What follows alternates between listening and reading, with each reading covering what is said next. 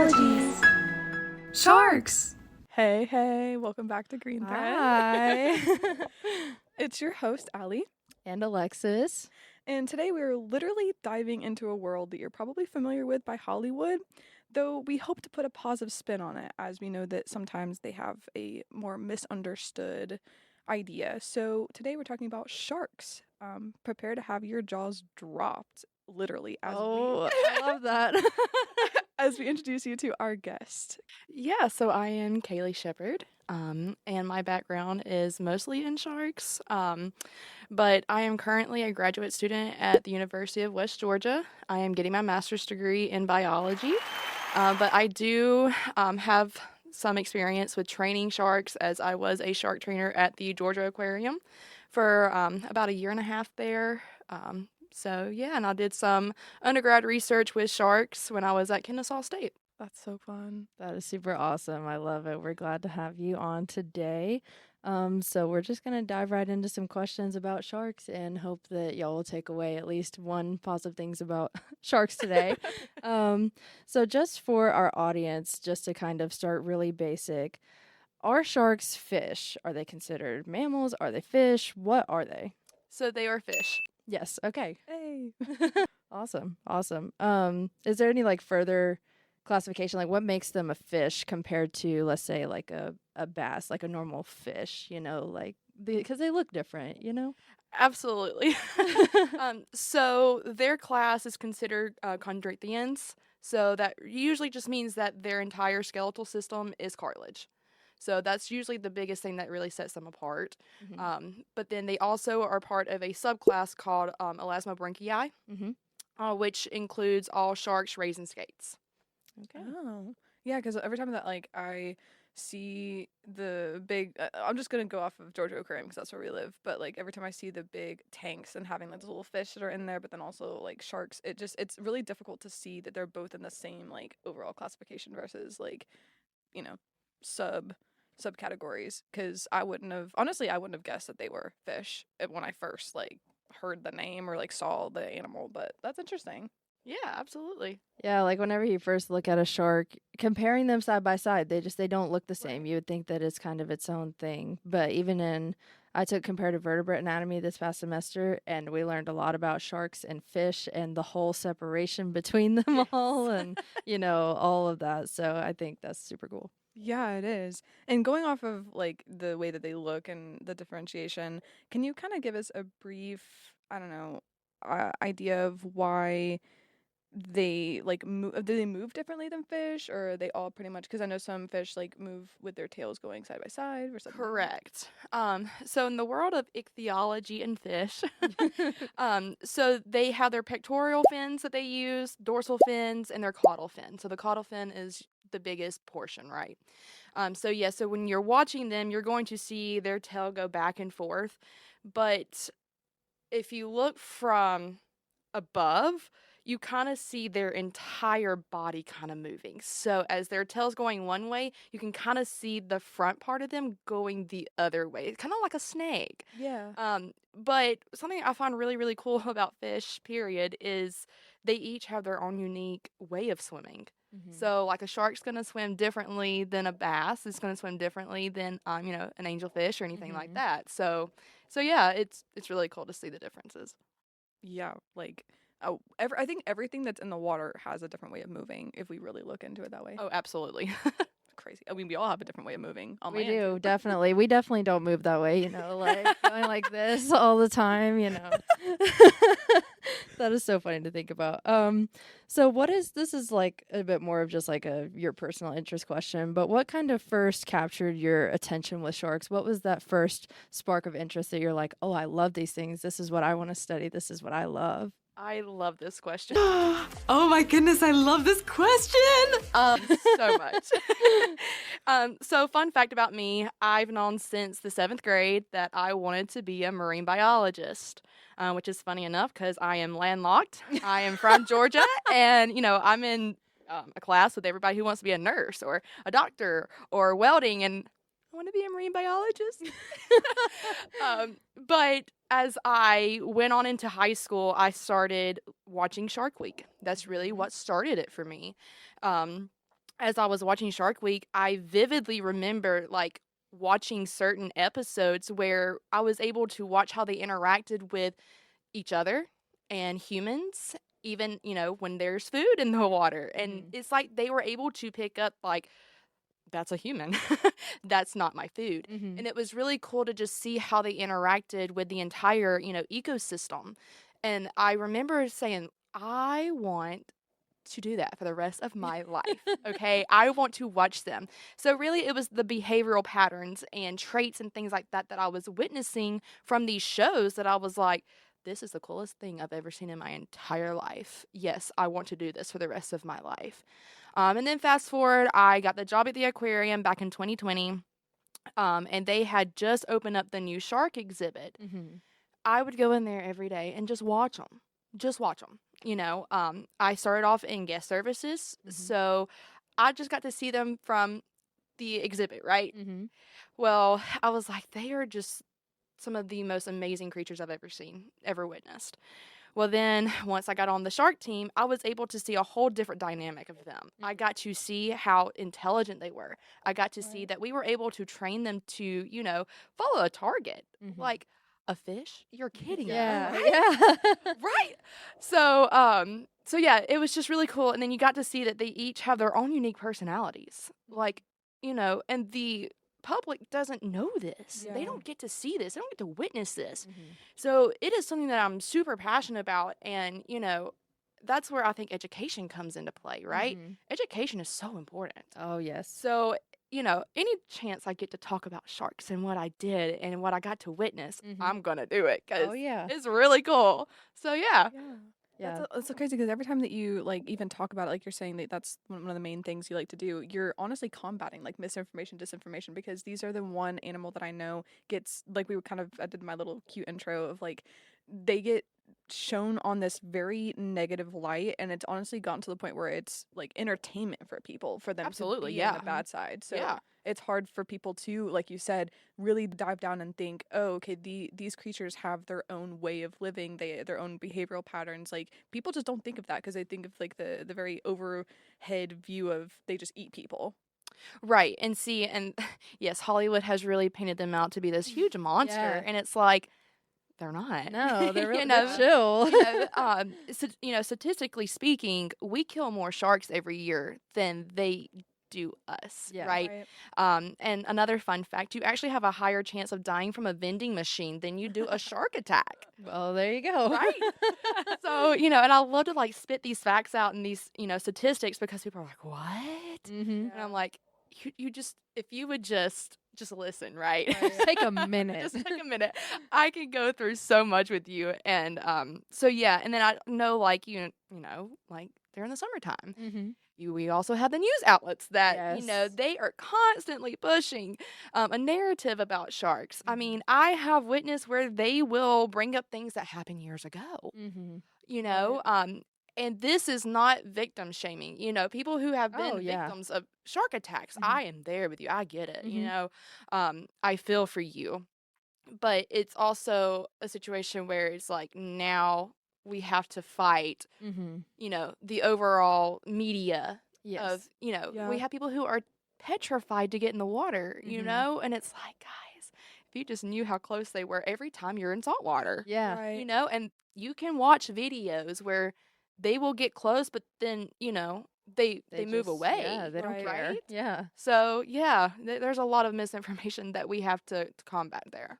Definitely. And I think a lot of the times part of that is just the fear of not knowing something as well. Like people don't know about sharks, and we preach education is so important on this podcast all the time because that's what ultimately can fight off misinformation and fight off fear, essentially. But also just, I think people overall just think that they are above animals. Like we are in the Anthropocene, so it's like we're the center. Absolutely. Animals are below us. They aren't as high of a level of thinking as us. They aren't as high of whatever. They aren't as developed as us. They don't, go to the bank and have jobs like whatever. So I think that's just another thing that people don't really understand. It's like they have their own brains that we can study and their own ways of thinking, and we can train them to do certain things, and they have their own ways of living that people don't take the time to understand. Absolutely, for sure.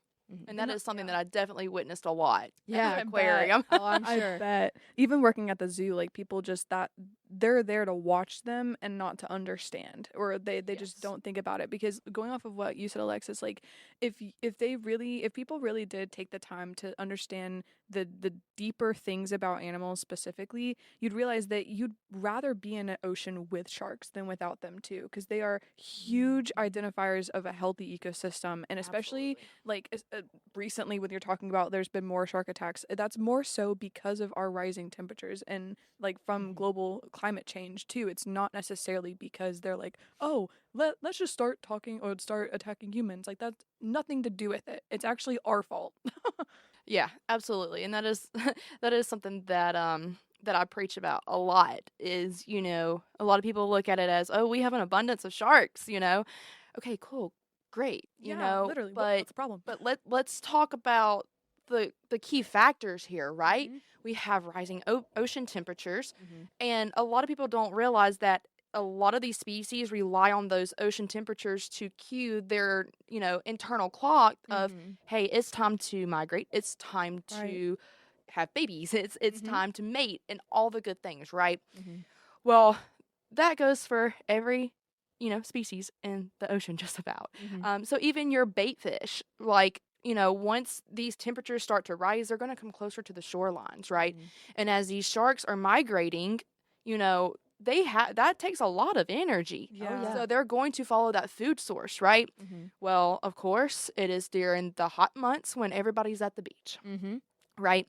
And most of the time, you're going to see more of your juvenile sharks closer to the shoreline because that's where they're going to come and the adults are going to pup. And that's where the juveniles learn how to defend themselves. That's where they learn how to hunt. And they're away from the larger sharks and other predators, right? So they don't have as strong of an instinct as, a shark that's 15 years old. Yeah. Right? They're still learning. It's just like how we are when we're infants. like a human, yeah. Exactly. We have to learn how to walk, talk, and eat, and, all the good things. It's like that with everything in nature, right? So that is something that I also like really talk about is like, hey, like there's a lot of factors going into play here, right? So we might see an abundance of, let's say, bull sharks in Panama, right? Or in the Gulf, right? But in their entire range as a whole, we might not be seeing an abundance, right? So that is something that I really like try to tell people like, yeah, cool, great. We see them here, but their range goes from A to B. Where are they at over here? What are their numbers over here? And unfortunately, when it comes down to science and surveys and stuff, we're about 5 to 10 years behind because it takes so long to do population surveys and things like that. So by the time, it comes around, it's like, well, our data is like 5 years old, So there's a lot of things that go into play for a lot of things. And, the average person's not going to think about. Right. Well, and kind of going off what you were talking about with like pups being closer to the coast, would you I know going back to the Hollywood image of people knowing like the theme song of Jaws and seeing the pectoral fin coming out of the top of the water, that's like the only thing that I feel like a lot of people do to identify sharks from a distance. Is there anything that people could look down on the water closer to them and notice? Any like basic features of sharks? That's a really good question because usually, like with your juveniles, especially the ones that are fresh out of the womb, you're not really going to see that dorsal fin, right? But you're going to see a lot of them along, like literally where the waves are crashing onto the shore, right? You see a lot of videos, especially right now, and you're going to even see some of the adults as well. The adults are easier to notice because they're bigger, right? But also, swimming patterns are very different. Look at the caudal fin, right? With fish, it's going to go side to side. Mammals, it's going to go up and down. So that's a way that you can tell, oh, is that a dolphin or is that a manatee? What is that, right? Yeah. But also the way just that they swim, that's really a big key. But with dolphins, they come up and they go over like this, right? Yeah. So, and most of the time, dolphins are going to be in pairs as well. Sharks, sometimes you see them as a group, as pairs. Most time you're not going to, Yeah. right? So it just really depends. Okay. But I hope that answers your Yeah, it question, does. because it's really hard to just like look at a blob and be like, Right. "Ooh, What animal crap. is that? Yeah. Does it run away? Yeah. So yeah, hope that answers your question. It does. Thank you. Yeah. So going back to Allie, you had mentioned about sharks being an indicator of a certain the health of an ecosystem. So what role can sharks play in maintaining a healthy ecosystem? How can they help create that healthy environment for their local ecosystem? Yeah. Okay. So this is the best way I love to explain it. Think of an ecosystem like a house. You're building a house, right? It takes the foundation. It takes so many components to come together to make that house stable, livable, safe, and strong, right? Well, if your foundation is shaky, at some point that house is going to fall down. Yeah. Well, that's how it is with an ecosystem. You know, you have every component that has to work together. And if you mess up one component, especially that foundation, that whole ecosystem is going to crumble. So with sharks, they are an apex predator, but they are also considered keystone species, right? So if you go into an ecosystem and you see sharks are there, you can bet your bottom dollar that that ecosystem's probably thriving for the most part. It's stable. So they really stabilize that food, the food chain. You know, we witnessed this when we took those wolves out of Yellowstone. Yeah. You know, Yes. we took one species, guys, one species, and it was an apex predator. Right. And when we did that, that entire ecosystem crumbled. Yeah. All the way from, you know, the bison and the elk and things like that, all the way down to the aquatic life. So it was just, you know, it's a whole cascade of, you know, effects that Right. people don't think about. Right. And so sharks are the exact same way. So if we take them out, oh my gosh, we are going to see a train wreck in our marine ecosystems. So that is one thing that I really like to stress to people, because a lot of people look at apex predators like, oh my gosh, you know, they're not important. We need to get rid of them. We need to kill them. Yeah. No, we don't, guys. Like, No. they are so important that it's insane at how important they are.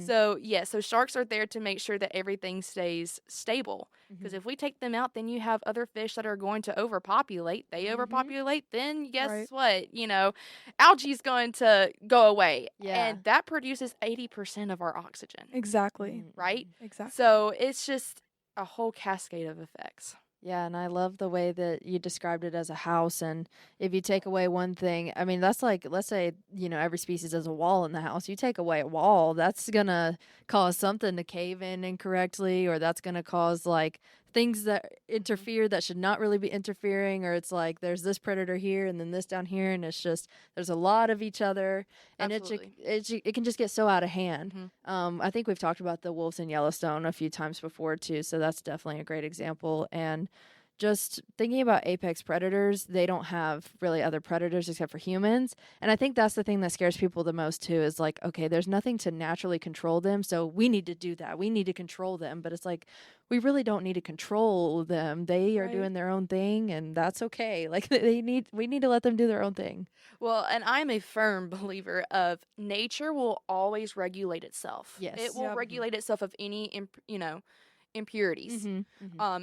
Without us interfering. Yes. The problem as to why nature cannot take its course is because we as humans, a lot of us have that I want to fix it mentality. So we like to have our human hand in a lot of things that it doesn't need to be there. You know, I hear a lot of people talking about sharks. We have an abundance of sharks. We need to kill them. Blah blah blah blah. No, guys, look, I get it. You know, you think we have a lot of them, but in the long run, in the big picture of things, we really don't. But even if we did, we've got to keep our hands out, and nature will regulate itself. Yes. What did they do before humans were even here? Yeah. Yeah, I mean, what do you think happened? What do people think did? I mean, you know, yeah. Like, so Yeah. it's a whole thing. But yes, I'm a firm believer that nature will take its course always. Even like with ecosystems coming back from major catastrophic events, like going off of your idea of like keeping your hands out, I feel like that really should be played with the fact that some people really overfish and they'll catch sharks, and then that's another whole problem. And like, cascading that population and everything. Can you kind of go into some detail of what you know of like overfishing with sharks? Yeah, absolutely. So there's something called shark finning. Real big, real big. It is more popular overseas because they will actually take the shark fins and use it as soup. They will make shark fin soup. And in these places, it's kind of like a status symbol. They'll serve it at parties, weddings. And if you're able to serve that, you are like high class, right? And I personally know some people who have actually eaten shark fin soup before, and they said there's no taste to it. They like it because of the texture, right? But in reality of things, the larger the fin, the more it weighs, the more money you get for it, right? Yeah. So you do have a lot of species that are actually targeted because of like their dorsal fins. So hammerheads are one of them. They have one of the largest dorsal fins. So they will target them, right? But then you also have species that are very beautiful, like zebra sharks that have very beautiful patterns, and people would take those fins just to keep them, just to showcase them, right? So you have that going on. It is estimated that we kill, I think it's like 100,000 sharks every year just for shark fins. Wow. And if you don't know what shark finning is, for our audience who don't really know a lot about it, they will target these sharks, bring them on board, and cut off all their fins, so their dorsal fin, their pectoral fins.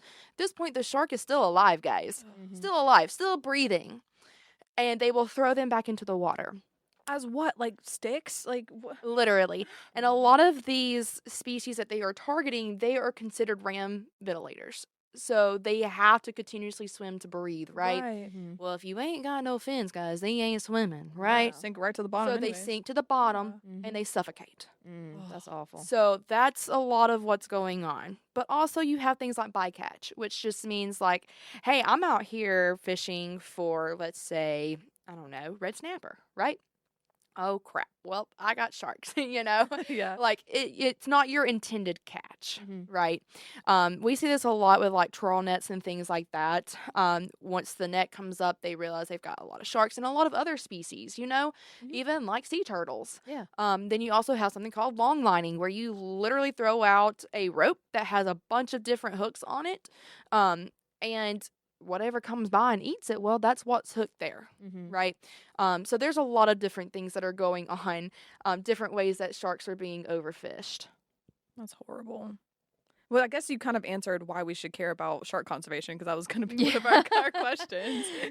A lot of the reasons you should care about shark conservation. Yes, absolutely. We should care for many, many reasons. And I know you mentioned a few different species here and there. Is there a species that you know the most about, that you're the most passionate about? I know you said you've done some research, you worked as a shark trainer.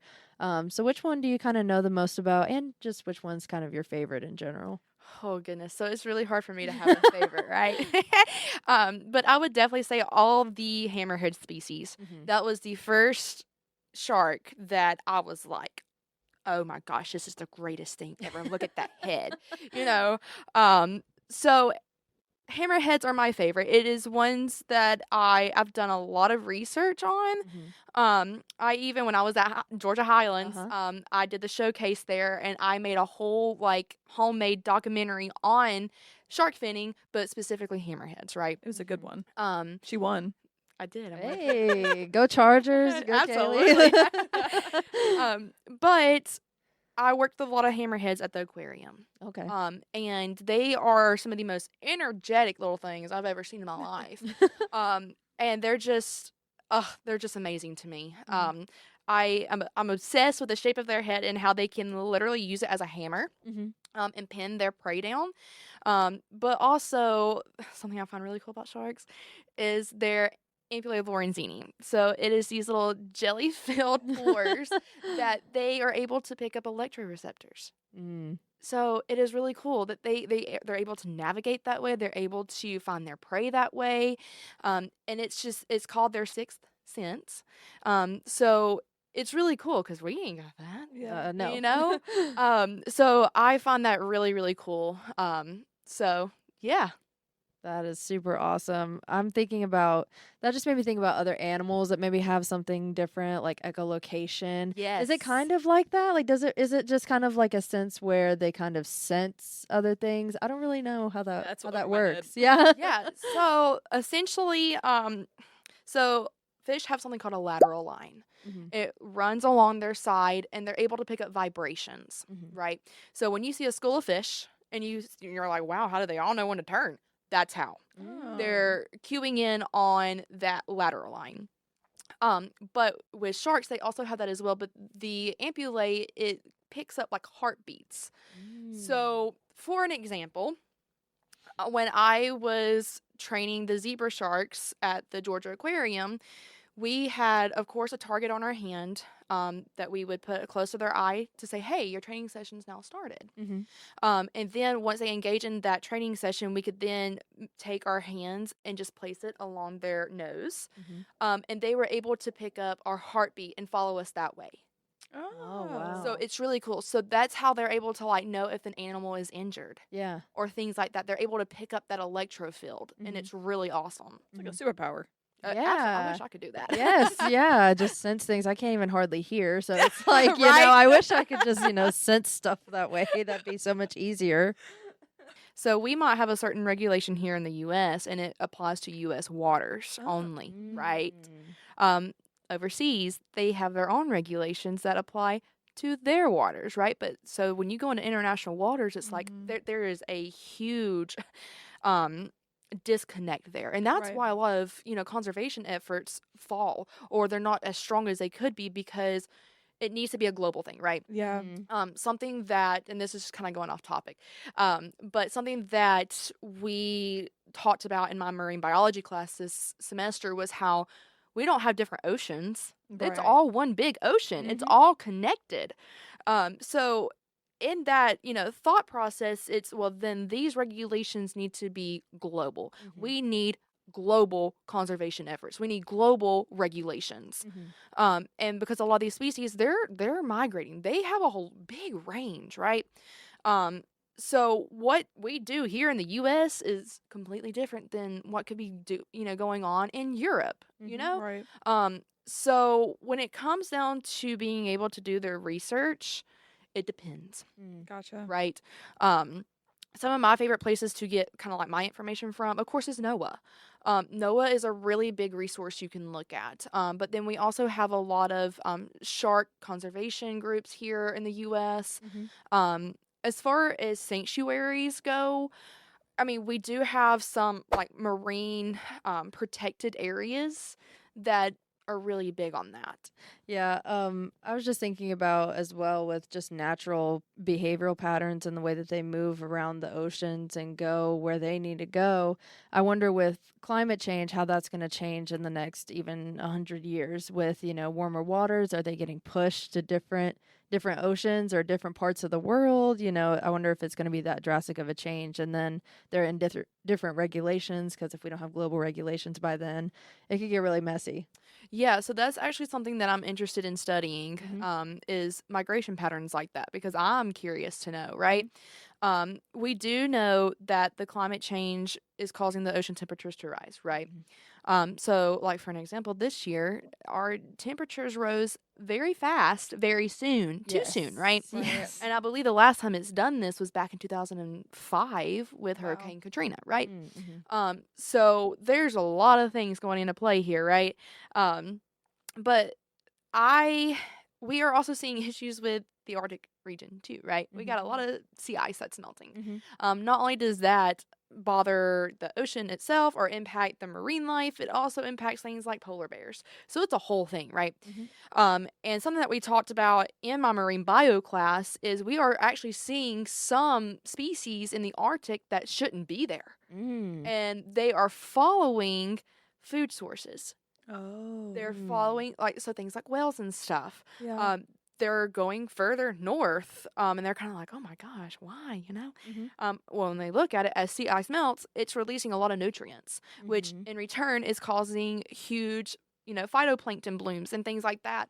Well, that's what they eat, right? Yeah. So they gonna follow that. I mean, Yeah. hey, I would follow it too. If it Yeah, wanted to, right? put some Texas Some Roadhouse Roadhouse. rolls of cinnamon Yeah. butter. Just keep pulling it up. I'm there. Yeah, absolutely. So there are some things that we're already seeing Mhm. for sure. And this is something that we really need to be focusing on, because if they are going to expand their range, we have got to find a way as a global sensation to come together to protect these guys, right? Right. Which is where it comes down to education. Education is just so important. Agreed. Because then, like you're saying, like if it's not a global effort, then conservation is honestly at a slower rate because the policies aren't able to Absolutely. be like Yes. passed as quick. Yes, absolutely, 100%. Mm-hmm. It's so unfortunate. And honestly, that's one of those things where, like, why I felt like this was such a good episode to have, because it's good to shed light on misunderstood creatures. Like Yes. we've done like an episode on unsung heroes and Yeah. kind of shedding a light on, creatures that you might not know play a huge role in their environment. And this is one of them, especially when people are actively trying, I mean, heck, you are here actively trying to care about them and study them. And so there are people that are out there trying to, but it's just not enough. Like we need more. Absolutely, yes. And that's why I actually want to be a professor for marine science, because Hey, it yes. all starts in the classroom, guys, It does. for everything. So It really does. I wish that we could have little mini crash courses about stuff, crucial things like this, in even just K through 12 at some point, because Absolutely. not everyone goes to college, So even just having little blips here of like, oh, this stuff is actually really important, and Yeah. like at least have this in your mind, be thinking about this, to care about these kinds of things, like as you age and as you grow older. I wish we had something like that, but there are so many things to care about that you just don't get taught in K through 12, which is really unfortunate. But maybe that'll change one day. hey, I am all for that. Yes. And I mean, I do know, like in Georgia, we do have some schools that do teach marine Yeah. science, which is great. Mm-hmm. Yeah. But can we like put it in as a curriculum? Right. Like, come on, guys. Right. Even just ocean science at that point. Because Yeah. especially with how fast you were talking about how fast our oceans our temperatures are rising, like that's going to impact us directly. And Oh, 100%. People don't realize that. exactly. Mm-hmm. Like They do not realize that. Yeah. And and this is another reason why like zoos and aquariums are so important. I know there's some mixed views out there on that. Mhm. But I can firsthand tell you, at least at the Georgia Aquarium, we are held to such a high standard Mm-hmm. because we are AZA certified, Right. and we care about those animals. We don't misuse them or abuse them or Right. anything like that. They're like our children in a way. Yeah. Like we care, we love them. But because of facilities like this, we have people that have never seen the ocean before or have never seen a fish before Mhm. that are coming to us, and we are able to bring, shine a light of the ocean to them, Right. Mhm. and a huge, huge advocate for those kinds of things, because education. I Mhm. cannot stress that enough, So that's why I am a firm believer in good aquariums and good zoos for the education aspect, because not everybody gets to go to college, not everybody gets to go to the ocean. Mhm. So that's a really big thing for me. Yeah, and a lot of that does have to go with like the adults teaching their kids too, because like Absolutely. sometimes like when you're a kid and you're going to these places, you're not in the. I mean, sometimes I turn on my brain off when I go to them just to enjoy it in the moment, but like sometimes you're just not in the mindset to like really understand it. But if you are constantly being taught by your parent or a friend of a friend or someone else that knows about it, then you're more inclined to care about it when you're older too. Oh, for sure. Be more for aware. sure. I'm a firm believer in installing that into your children at a very young age, of caring for things other than yourself. Mhm. Care about the environment, care about the animals and things like that. And, I have a 5-year-old brother, Mhm. and I also have a 12-year-old brother. And these are some things that I really try to install into them, Mhm. especially when we're out and about. We have a pond, so we go fishing, Yeah. So I try to install these kind of, morals into them, like, hey, like we've got to care about this, Mhm. so that hopefully once they get older, they can care about it just as much as I do. Right. Well, as we wrap up our episode, we hope that you've enjoyed diving a little bit deeper into the ocean waters with us with our Sharkology episode. We remember that like not all species that are misunderstood are bad, and not all bad species are misunderstood. But anyways, we appreciate you being on this episode. Yeah, thank you for having me. Yes, absolutely. This was excellent. Thank you so much for being here. Of course, thank you and for having me. Absolutely. We will see y'all next time. See you next time.